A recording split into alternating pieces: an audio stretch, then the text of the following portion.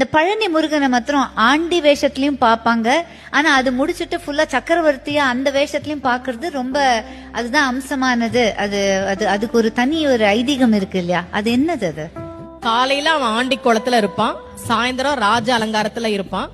காலையில நீங்க வாழ்க்கையில எதுவுமே இல்லாம அவன் முன்னாடி போய் நின்னாலும் அன்றைக்கு மாலைக்குள்ளேயே உங்கள் வாழ்க்கையில் அவன் ஒரு மிகப்பெரிய மாற்றத்தை நிகழ்த்தி காட்டுவான் அப்படின்றத ராஜ அலங்காரம்.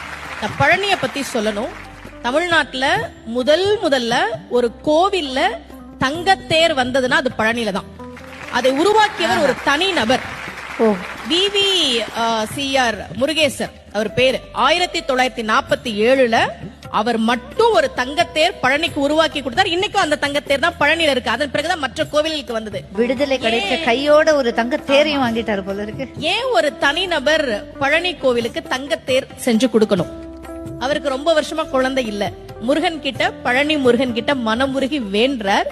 இரட்டை ஆண் குழந்தை பிறந்ததால் நன்றி கடனாக அதை கொடுத்தார். அப்போ முருகன் கிட்ட நாம ஒரு விஷயம் கேட்டா கேட்டதை விட அதிகமாக கொடுக்கக்கூடியவன் முருகன் அப்படின்றது நமக்கு தெரியுது.